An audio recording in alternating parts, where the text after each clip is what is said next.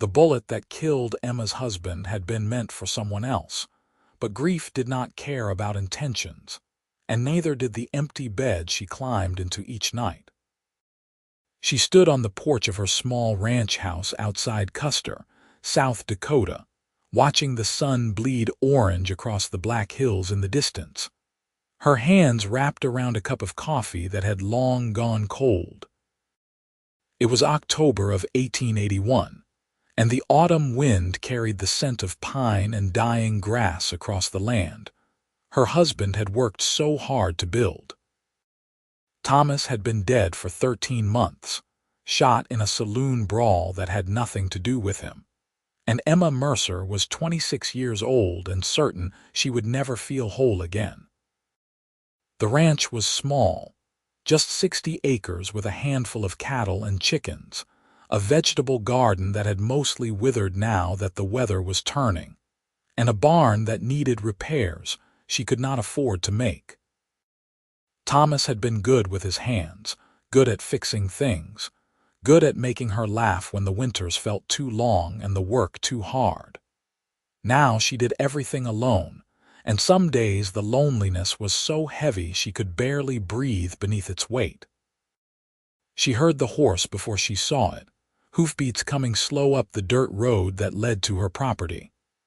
Emma set down her coffee cup and wiped her hands on her apron, squinting into the fading light. A single rider approached, tall in the saddle, leading a pack horse behind him.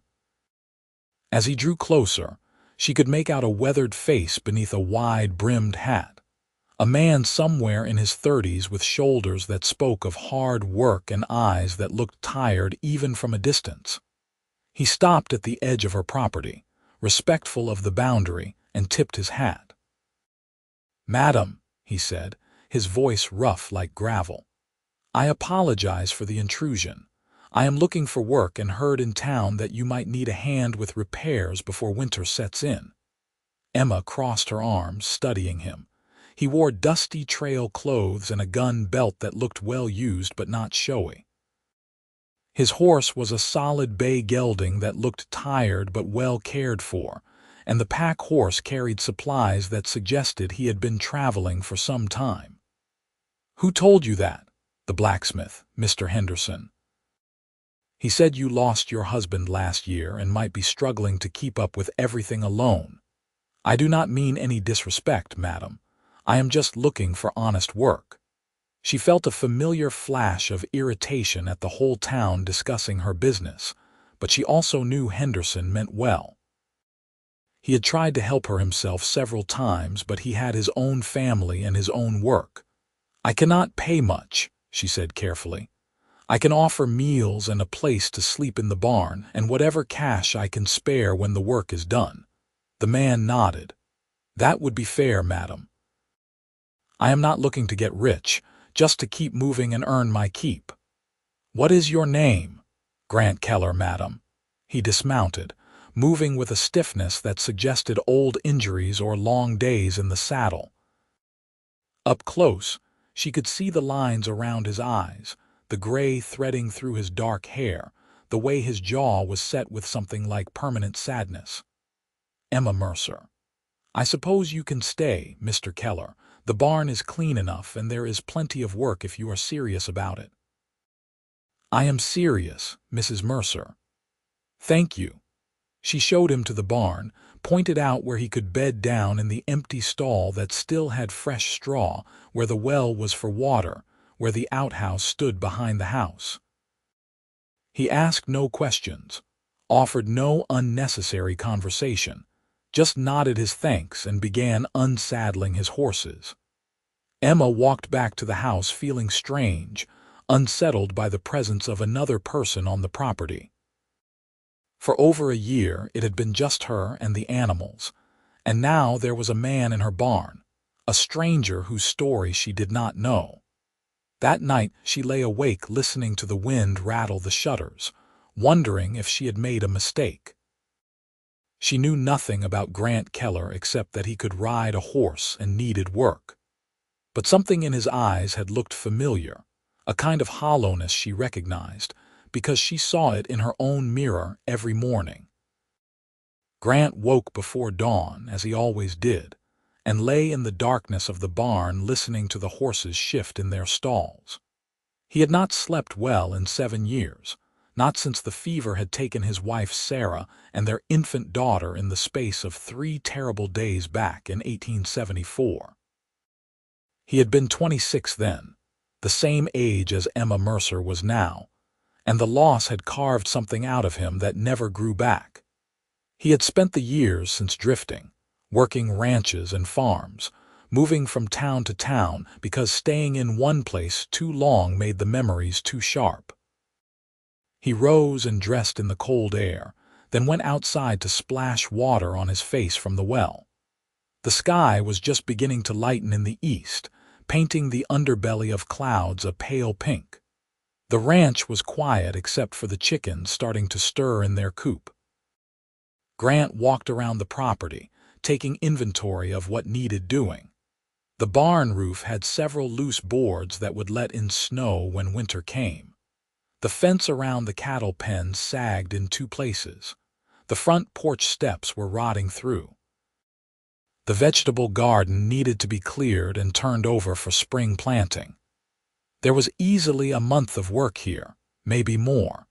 He heard the door of the house open and turned to see Emma step out onto the porch.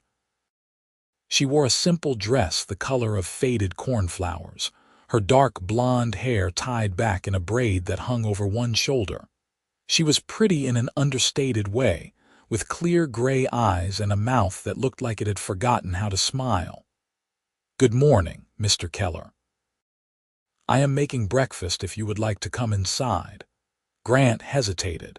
He preferred to keep his distance from people, to maintain the role of hired hand and nothing more, but refusing her hospitality seemed rude and he was hungry. "Thank you, madam. I will wash up." Inside, the house was small but clean, with a main room that served as kitchen and sitting area, and 2 doors that likely led to a bedroom and a storage room. The furniture was simple and handmade, the kind of things a homesteader would build piece by piece. There were no decorations except for a single photograph on the mantel showing a young couple on their wedding day. Emma and her late husband, Grant assumed, both of them smiling with the hope of people who thought they had their whole lives ahead of them. She served him eggs and bacon, bread and coffee, and sat across from him with her own plate. They ate in silence for a while, the only sounds the scrape of forks on plates and the ticking of a clock on the wall. "Where are you from, Mr. Keller?" Emma asked finally. "Missouri originally. But I have been moving around for some years now." "What brings you to South Dakota?" Grant considered how much to say. "I go where the work is. Henderson mentioned you might need help, and I needed a place to stop for a while."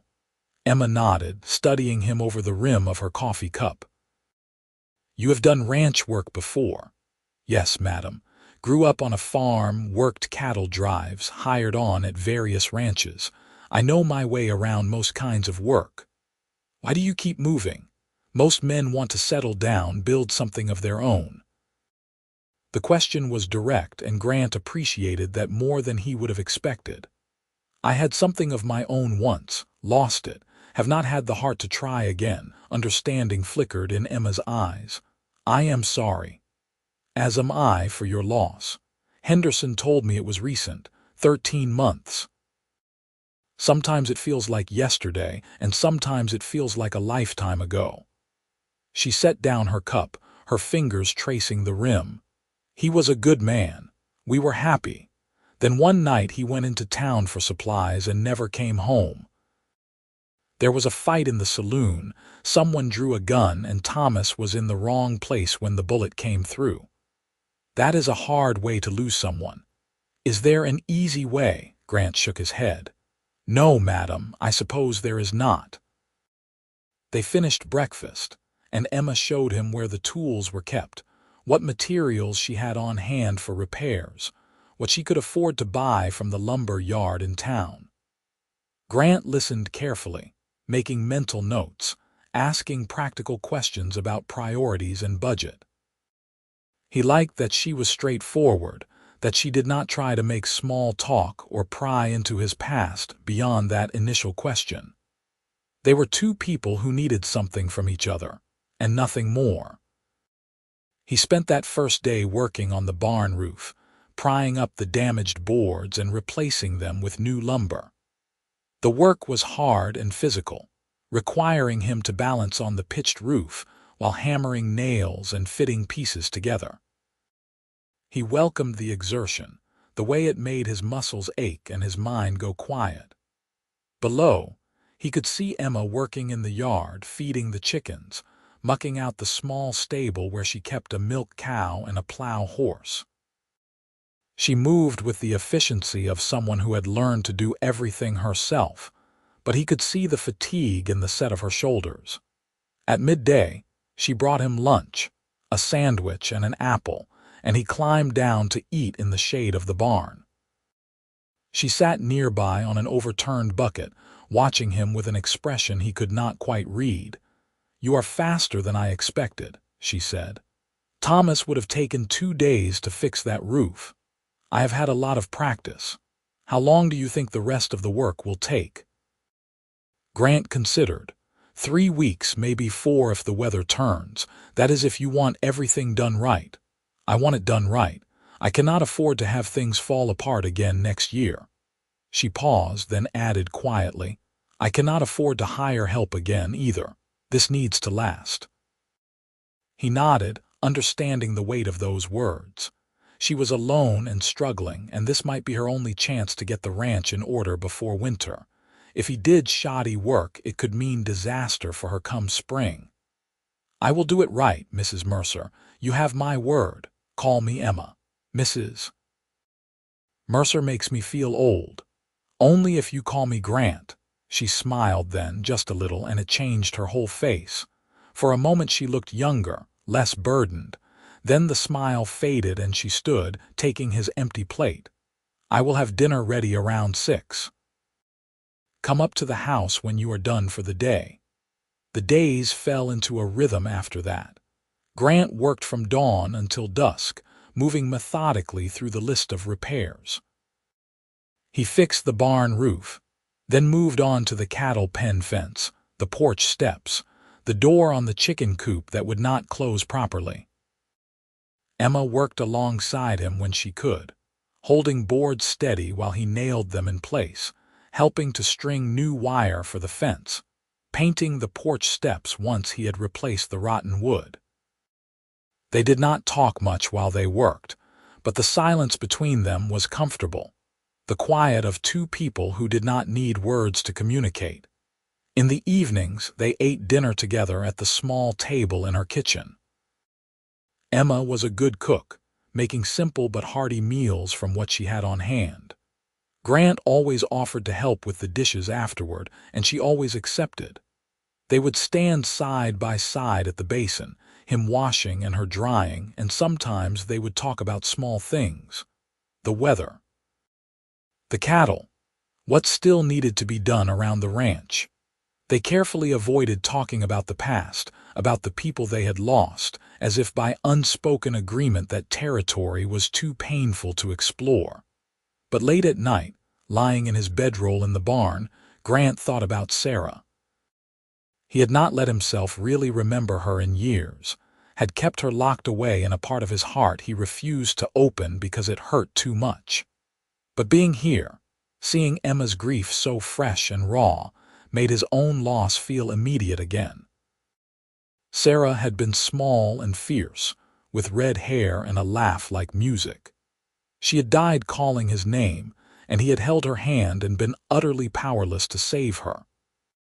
Their daughter, Mary, had been only 3 months old, and she had simply slipped away in the night while the fever burned through her tiny body.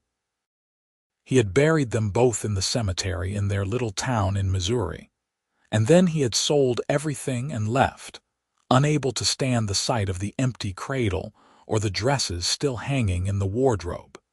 7 years was a long time to carry that weight. Some days he wondered if he would ever feel anything but this dull, persistent ache. 2 weeks into his stay, A storm rolled in from the north, bringing cold rain and wind that howled around the buildings. Grant worked through the morning, trying to finish bracing the cattle pen before the worst of it hit, but by early afternoon the rain was coming down so hard he could barely see.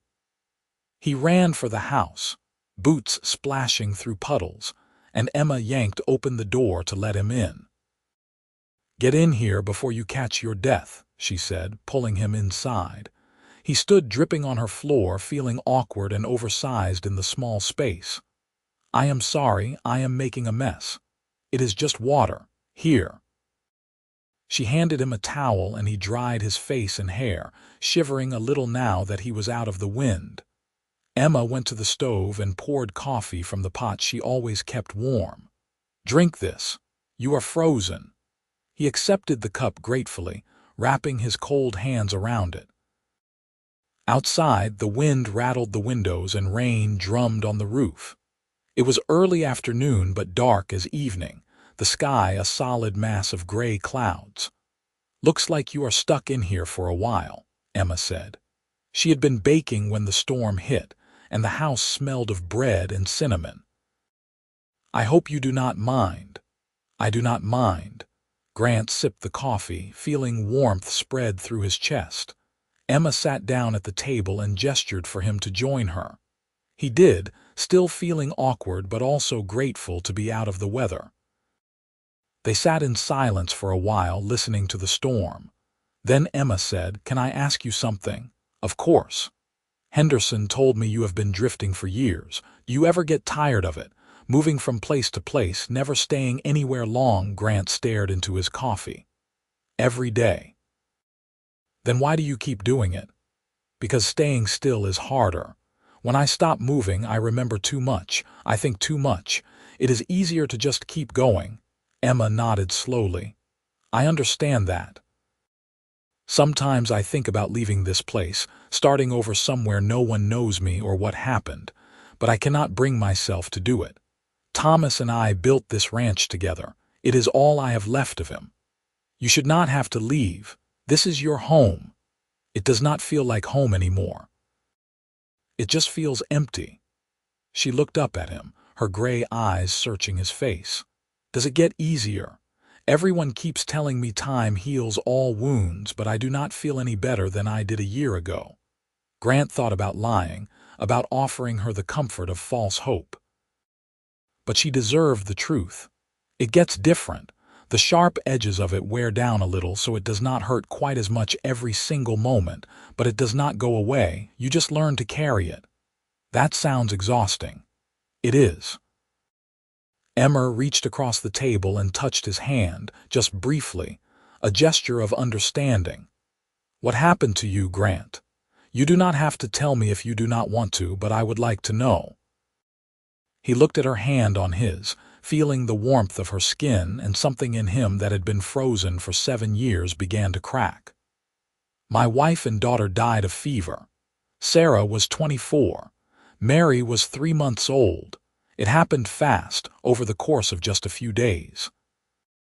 There was nothing anyone could do. I buried them and left, and I have been moving ever since." "Oh, Grant."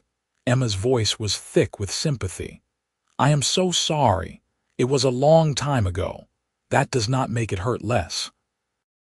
He looked up and met her eyes, and in that moment something passed between them, a recognition of shared pain and shared survival.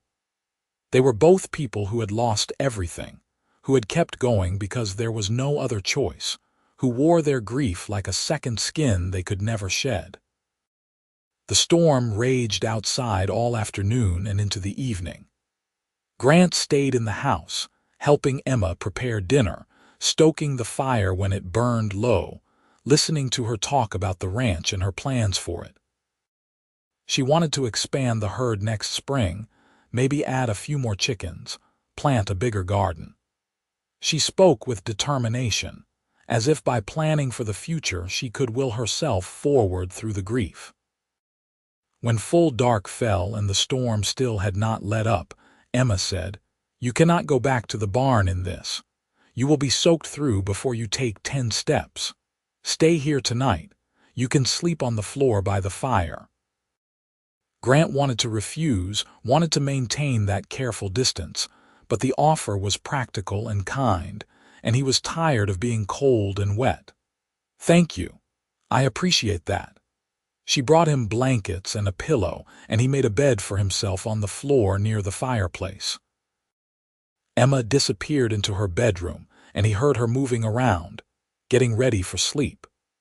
He lay on his back staring at the ceiling, listening to the storm and the crackling fire, feeling strange to be inside a real house again after so many nights in barns and bunkhouses and under the stars. Through the bedroom door, he heard a sound that made his chest tighten. Emma was crying, trying to muffle it but not quite succeeding. The sound was raw and heartbroken, the kind of crying that came from deep inside, from a place where the grief lived constant and unrelenting. Grant closed his eyes, his own throat tight with emotion. He knew that kind of crying. He had done it himself more times than he could count, usually alone on some dark trail where no one could hear. He wanted to go to her to offer some kind of comfort, but he did not know if that would be welcome or appropriate. So he lay there feeling helpless, listening to her pain, and wondered when either of them would ever feel whole again. The storm passed during the night, and Grant woke to weak sunlight filtering through the windows. He sat up, disoriented for a moment, then remembered where he was. The house was quiet. He stood and folded the blankets neatly, then stepped outside to find the world washed clean, puddles everywhere and the air sharp with cold.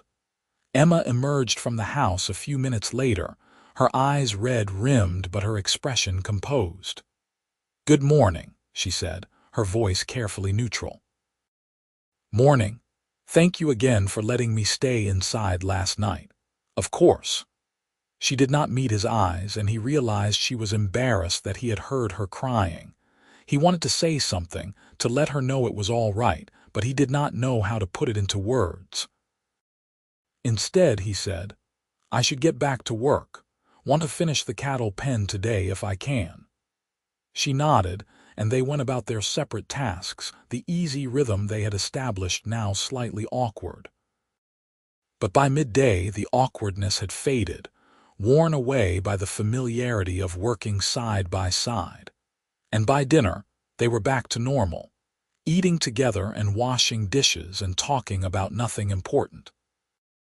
That night, lying in the barn again, Grant admitted to himself what he had been trying to ignore for days. He was starting to care about Emma Mercer, starting to look forward to their meals together, and the sound of her voice and the rare occasions when she smiled. It scared him because he had promised himself after Sarah that he would never let anyone close again, that it was too dangerous to love someone when loss was always waiting around the corner. But Emma was not Sarah, and this was not the same. Emma was strong and independent, still deep in her own grief, and he was just a drifter passing through. Whatever he was feeling, it did not matter. In a few weeks he would finish the work and move on, and she would stay here and keep building her life, and that would be the end of it.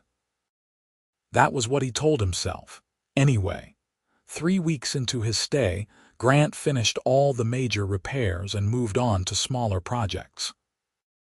He built new shelves for Emma's storage room, replaced the leather hinges on the barn door, crafted a new gate for the chicken coop that actually latched properly. Emma had paid him what little cash she could spare, but he kept finding reasons to stay. One more thing that needed fixing, one more project that would make her life a little easier. The truth was he did not want to leave. For the first time in 7 years, he felt something like peace, something like purpose. Emma needed his help, and helping her made him feel less empty. And beyond that, he simply enjoyed her company. She was intelligent and funny when she let herself be, with a dry wit that caught him off guard and made him laugh, something he had not done in longer than he could remember. One evening in early November, they were sitting on the porch after dinner, watching the sun set over the black hills. The air was cold but not bitter yet, and Emma had wrapped herself in a shawl. Grant sat beside her on the steps, his coat collar turned up against the wind. "You have done everything I asked and more," Emma said quietly. "You do not have to stay, Grant. I know you probably want to move on." He was silent for a moment, trying to figure out how to answer. "What if I do not want to move on?" She turned to look at him, surprise clear on her face. "What do you mean?" "I mean I have been drifting for 7 years and I am tired. I am tired of being alone and tired of running from my own memories. Being here, working on this ranch, spending time with you, it is the first time I have felt anything but empty since Sarah died." He paused, his heart pounding. "If you would have me, I would like to stay. Not just as a hired hand, but as a partner. Help you build this place, expand the herd, make it something real." Emma stared at him, her expression unreadable. "Grant, I do not know what to say." "You do not have to say anything right now. I know it is a lot to consider. I know you are still grieving Thomas, and I am not trying to replace him or rush you into anything. I just want you to know that I care about you and I do not want to leave." She looked away, her hands twisting in her shawl. "I care about you too. That is what scares me. I never thought I would feel anything for anyone again. And then you showed up and you understand what it is like to lose everything. And you are kind and patient and you make me feel less alone." Her voice broke. "But I am terrified, Grant. I am terrified to let myself care because what if something happens? What if I lose you too?"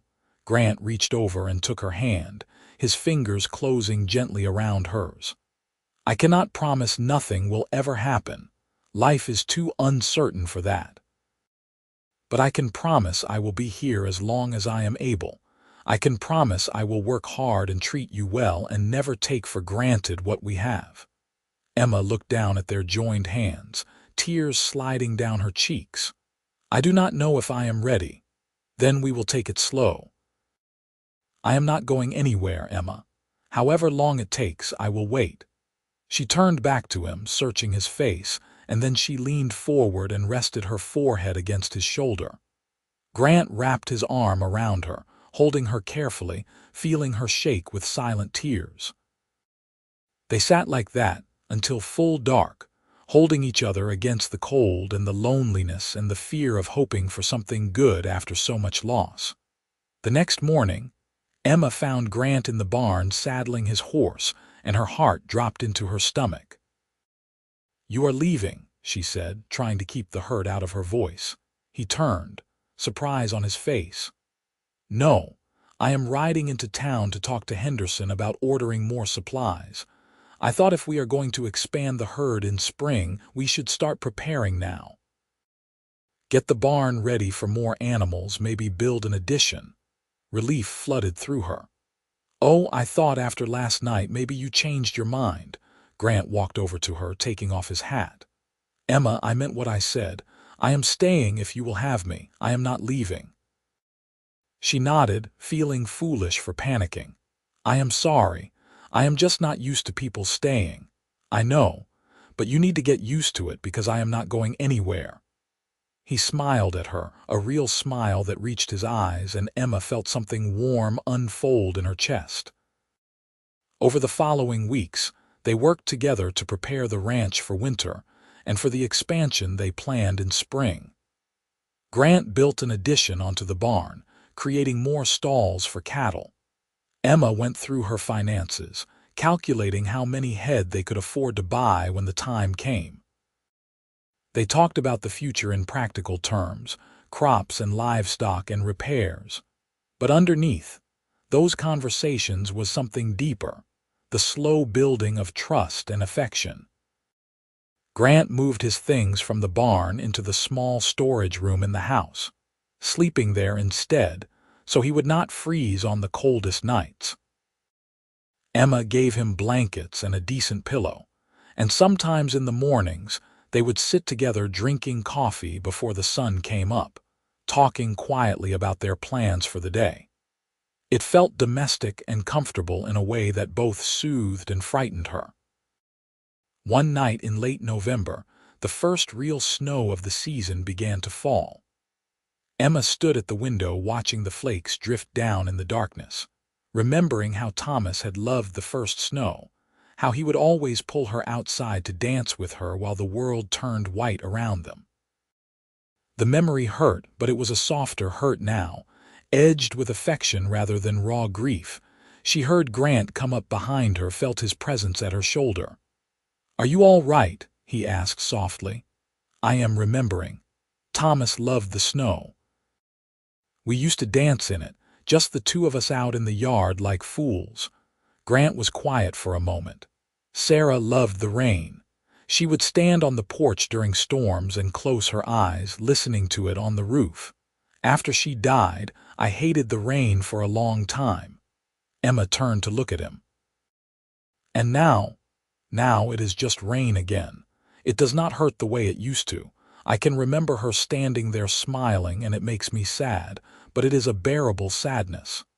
She understood exactly what he meant. The grief was still there, would always be there, but it was no longer the only thing she felt. There was also hope, tentative and fragile but real. There was also Grant, solid and steady beside her. "Dance with me," she said suddenly. Grant blinked. "What? Dance with me in the snow?" "Like I used to with Thomas. I want to remember him without it hurting so much, and I think maybe if I dance with you, I can do that." He hesitated, then nodded. "All right." They bundled up in coats and scarves and stepped out into the cold night. Snow fell steadily now, already dusting the ground with white.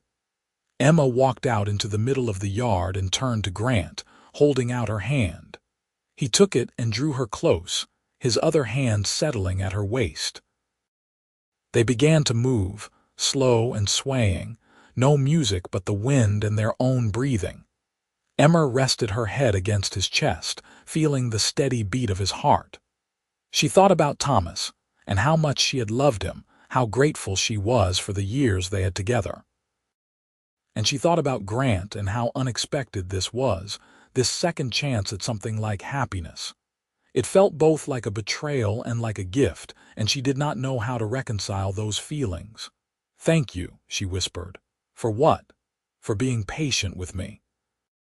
For understanding that I can care about you and still love Thomas. For not asking me to choose between my past and my future." Grant's arm tightened around her. "I would never ask that. The people we lost are part of us. They shaped who we are. Honoring that is not a betrayal, Emma. It is just being human." She tilted her head back to look at him, snowflakes catching on her eyelashes. His face was serious, his eyes dark and warm. Without thinking too much about it, she rose on her toes and kissed him, soft and tentative. He went still for a heartbeat, then kissed her back, his hand coming up to cup her cheek. It was gentle and sweet, a beginning rather than a culmination, and when they pulled apart, Emma felt tears on her face, though she was smiling. "I think I am ready," she said. "I think I am ready to try again."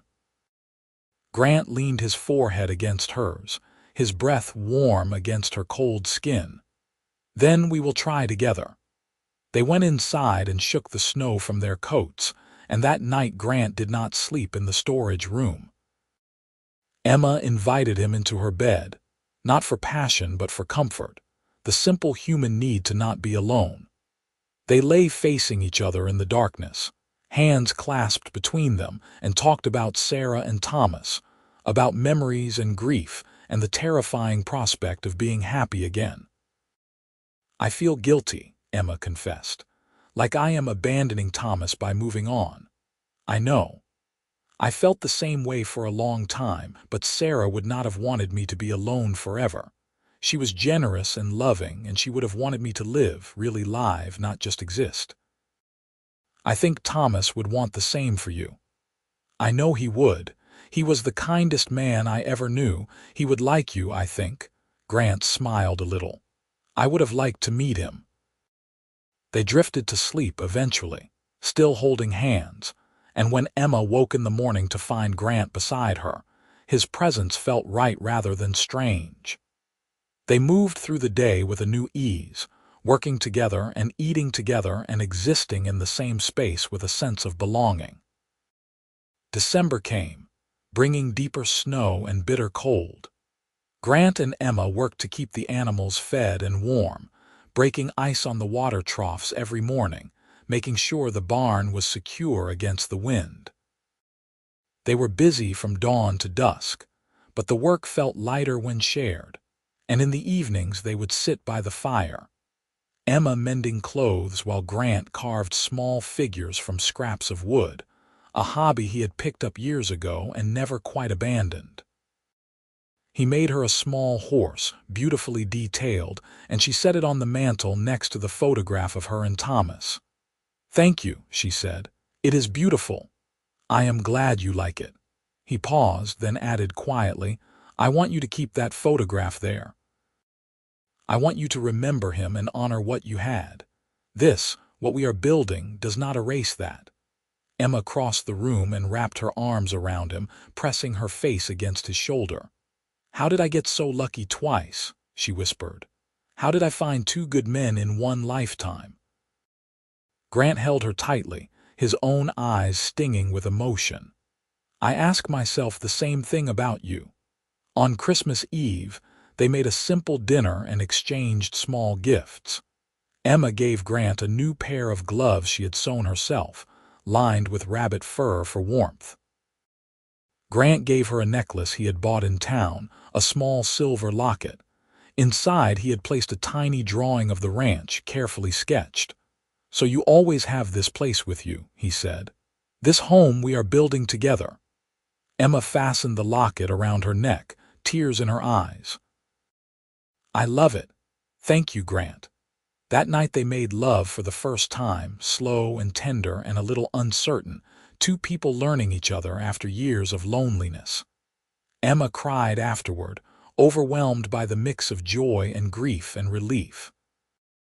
Grant held her and stroked her hair and told her it was all right, that he understood, that they had all the time in the world to figure this out together.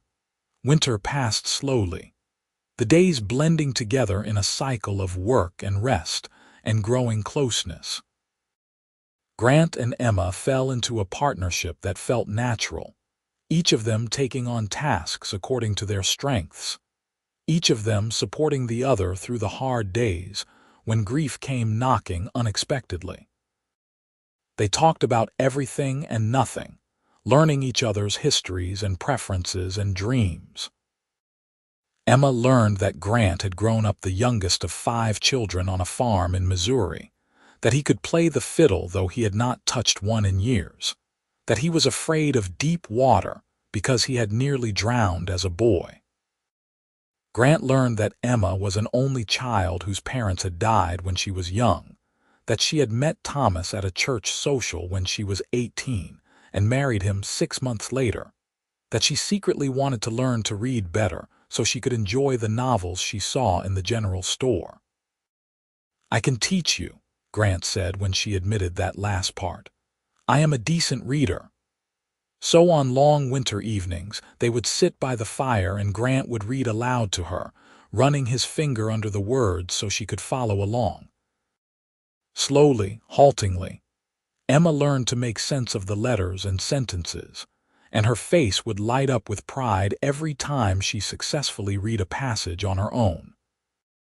By the time spring arrived, they were partners in every sense of the word, running the ranch together, sharing a bed, making plans for the future.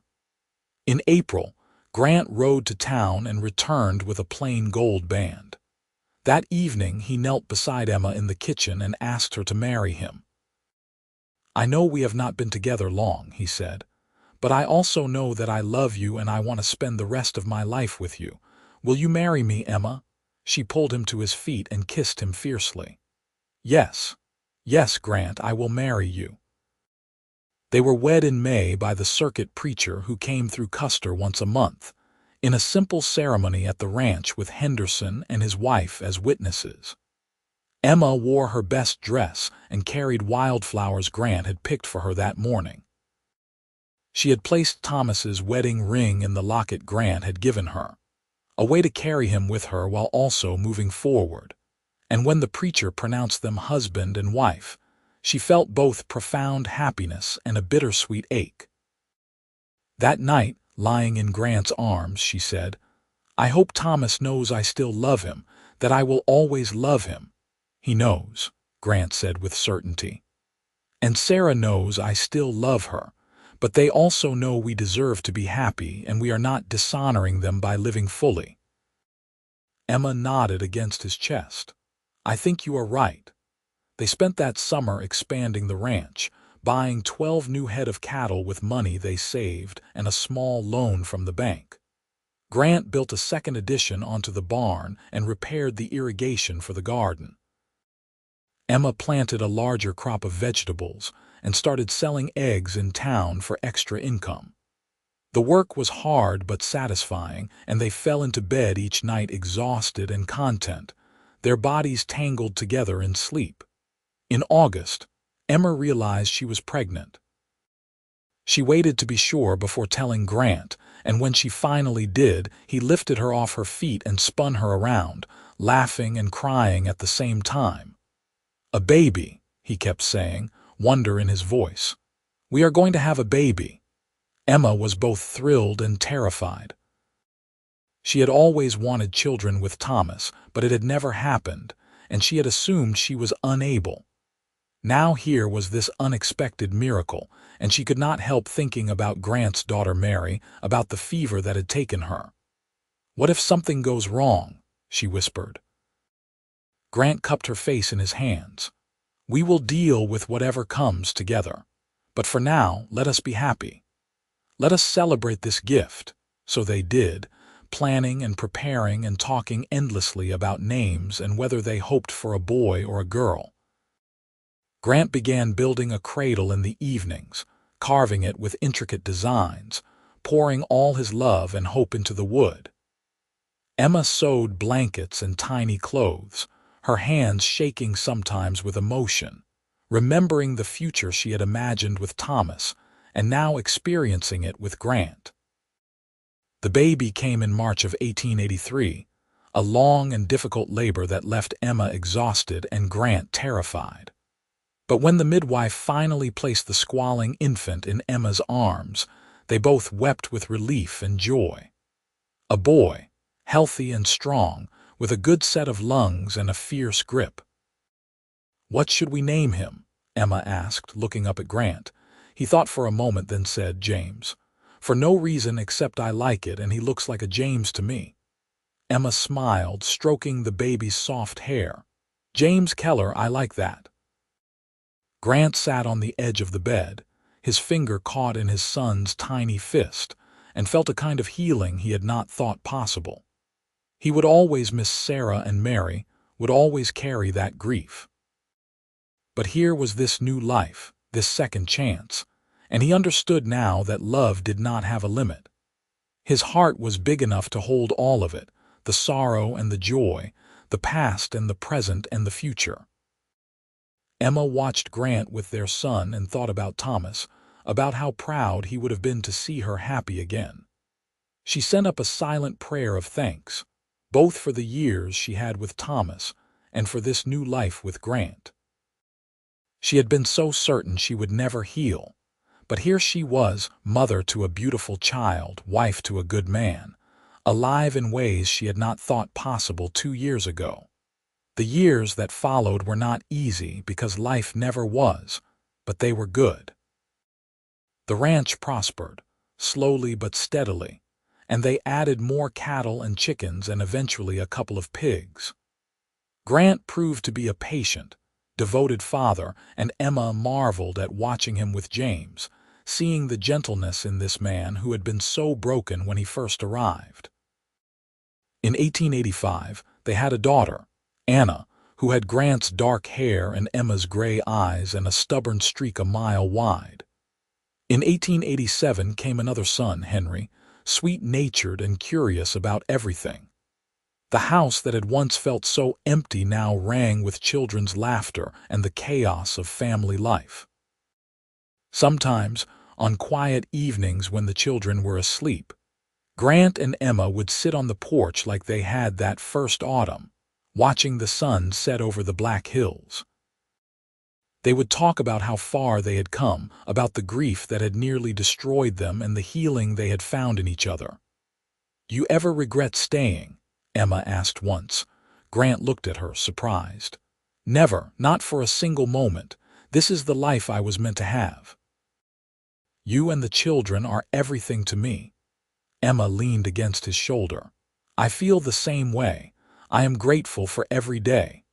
They taught their children about Sarah and Thomas, making sure those who had been lost were not forgotten. James grew up knowing he was named partly after his father and partly as a fresh start, and that both were important. Anna heard stories about the grandmother who had died before she was born, about her red hair and fierce heart. Henry learned about the man who had built the original ranch, who had loved his mother and wanted her to be happy. The children understood, as much as children could, that their parents carried old wounds alongside their current happiness, and that both were part of who they were. In 1890, on a warm summer evening, Grant and Emma celebrated their 5th wedding anniversary. The children were spending the night at the Hendersons' place, a rare gift of privacy. They made love and then lay in each other's arms, talking quietly in the darkness. "I was thinking today about the first time I saw you," Grant said. "Standing on that porch, looking so lost and alone, I almost rode on by. I almost convinced myself you would not want help from a stranger. I am so glad you did not."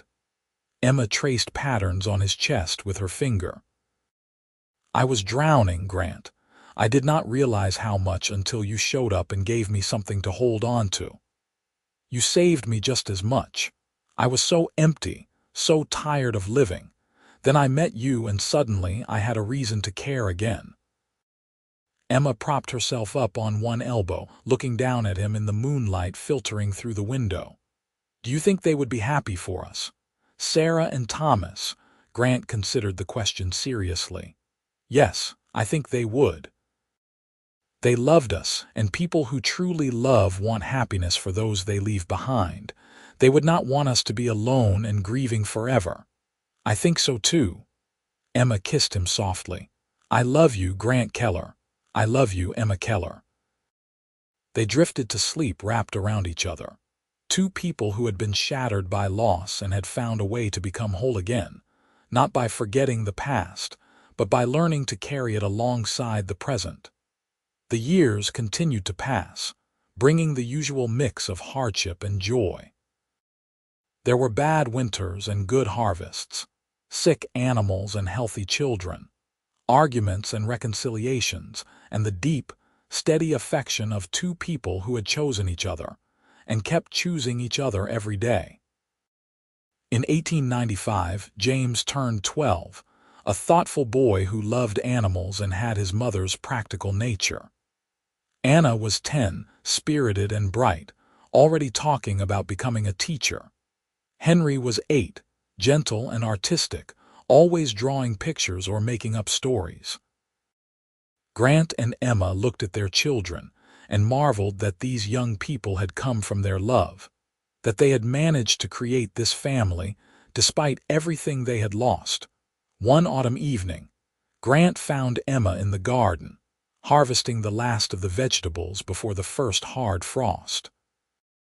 He stood watching her for a moment, this woman who had given him back his life, and felt a surge of gratitude so strong it almost brought him to his knees. She looked up and saw him, a smile crossing her face. "Are you going to help or just stand there staring?" He laughed and joined her, kneeling in the dirt to dig up potatoes. "I was just thinking about how lucky I am. We are both lucky. We found each other when we needed it most. I think about that sometimes. If I had ridden past your ranch that day, if Henderson had not mentioned you needed help, we would have missed each other entirely. Our whole lives would be different. Emma set down her basket and took his hand. But you did not ride past, and Henderson did mention me, and here we are. That is what matters. Grant squeezed her hand, earth-stained and strong. Here we are. That night, after the children were in bed, they sat by the fire as they always did. Emma was knitting a sweater for Henry, and Grant was reading the newspaper from town. It was an ordinary evening, quiet and comfortable, the kind of moment that made up a life. "Grant," Emma said suddenly, I want you to know that I am happy, truly happy. I know I still have sad days when I miss Thomas or when I think about how different things might have been. But overall, my life is good. You made it good." Grant set down the newspaper and reached for her hand. "You made my life good too. I was a ghost before I met you, just going through the motions. You reminded me what it felt like to be alive." They sat holding hands, the fire crackling between them, and Emma thought about the journey that had brought them here. The grief that had nearly destroyed them both. The slow, tentative healing. The courage it had taken to risk loving again. The family they had built together. It had not been easy, and there had been moments when the pain of loss seemed insurmountable. But they had persevered, had chosen hope over despair, had learned that it was possible to honor the past while embracing the future. In the years that followed, the ranch continued to thrive. James eventually took over much of the day-to-day work, showing a natural talent for ranching. Anna did become a teacher, opening a small school in Custer and filling it with the children of miners and ranchers. Henry moved to Rapid City to pursue his art, sending home paintings that Emma hung proudly on the walls. Grant and Emma grew older together, their hair graying and their bodies slowing, but their love as steady as ever. They took pride in their children and eventually in their grandchildren, watching the family grow and flourish. The ranch that Emma and Thomas had started and that Emma and Grant had built together became a legacy, passed down through generations. In the spring of 1910, when Emma was 55 and Grant was 60, they took a trip to visit Henry in Rapid City. On the way home, they stopped at a meadow where wildflowers were blooming, the same kind of wildflowers Grant had picked for their wedding day. They walked hand in hand through the flowers, and Grant said, "Do you remember when we first met? You were so sad and so strong all at once. I had never met anyone like you." Emma smiled. "I remember thinking you looked like a man who understood loss. I remember feeling like maybe I was not so alone after all. You were never alone after that, not for a single day."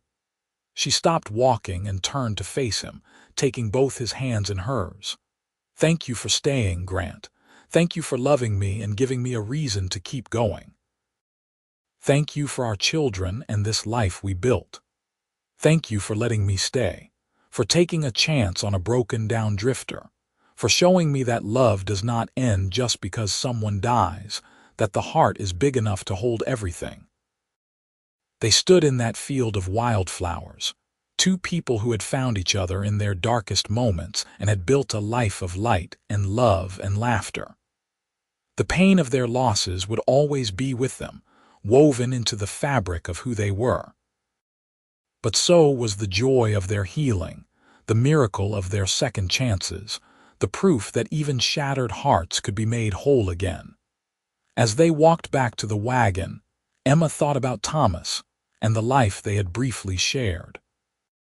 She thought about the grief that had nearly consumed her, about the empty house and the sleepless nights and the certainty that she would never be happy again.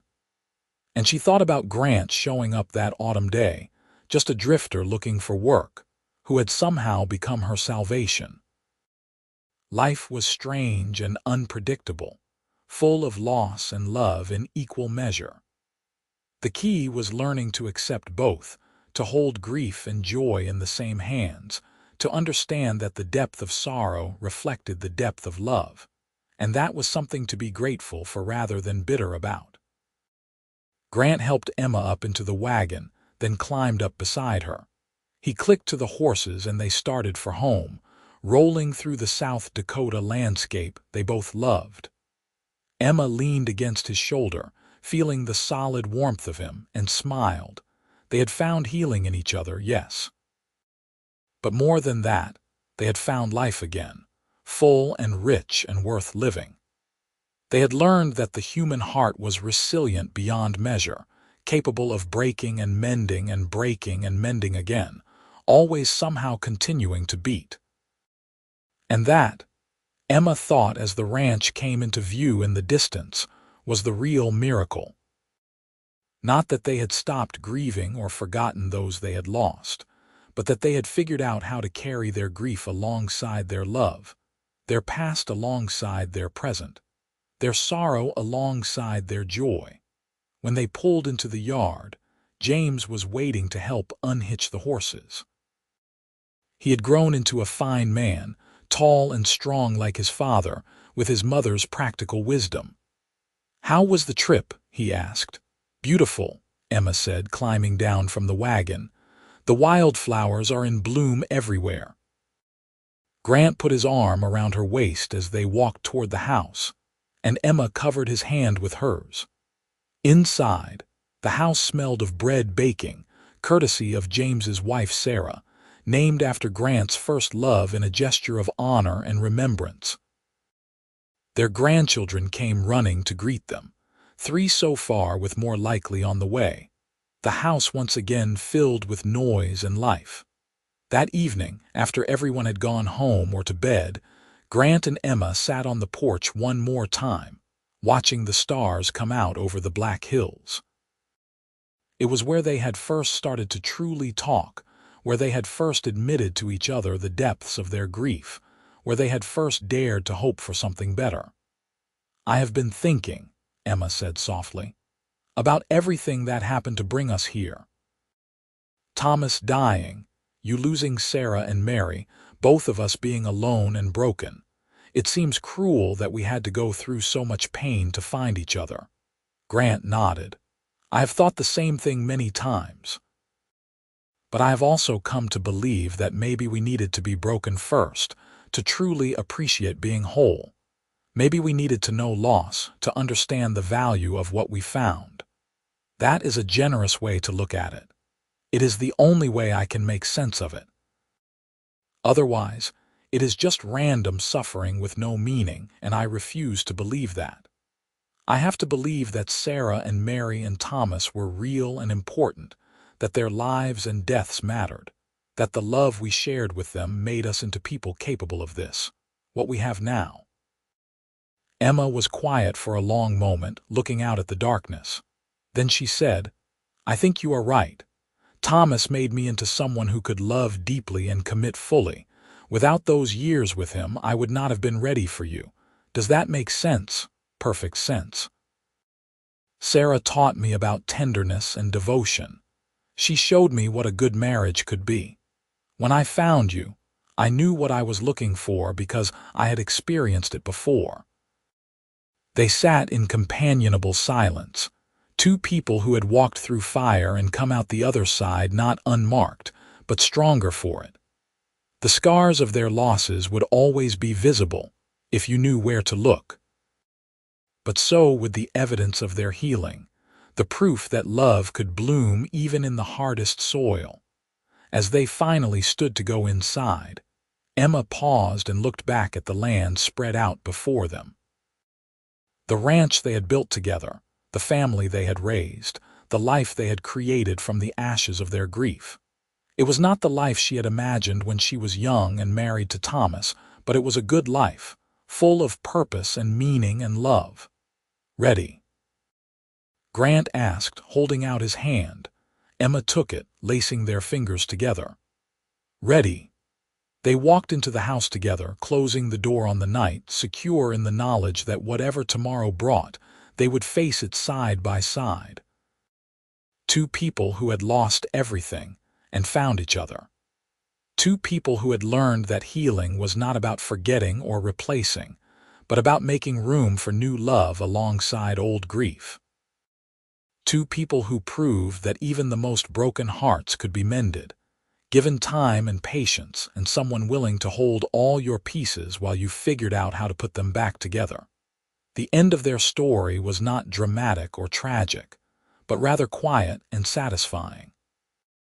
They lived many more years together, growing old in the house they had made into a home, surrounded by children and grandchildren and eventually great-grandchildren. They died within months of each other in their 70s, Grant first and then Emma, as if she had only been waiting to make sure he was settled before following. They were buried side by side on a hill overlooking the ranch, with a view of the Black Hills in the distance. James commissioned a stone that bore both their names, along with a simple inscription. They found healing in each other, and in a way that said everything that needed to be said. Two broken people who had the courage to try again, who learned that love was not a finite resource but an infinite wellspring, who proved that second chances were real and worth fighting for. Their story became part of the family legend, passed down through generations. Great-grandchildren who never knew them would hear about Grant the drifter and Emma the widow, about how they found each other in the aftermath of loss and built something beautiful from their shared grief. About how love, real love, was not about perfection or ease, but about showing up for each other day after day, year after year, through good times and hard times, through joy and sorrow, through everything life threw at you. And always, always, the story ended the same way. They found healing in each other, and that healing became the foundation for everything that followed. A family, a legacy, a testament to the resilience of the human heart and its infinite capacity for love. That was their gift to those who came after. Not a story without pain, but a story that showed pain did not have to be the end. That loss could be survived. That broken things could be mended. That second chances existed for those brave enough to reach for them. And that, in the end, was more valuable than any inheritance of land or money could ever be.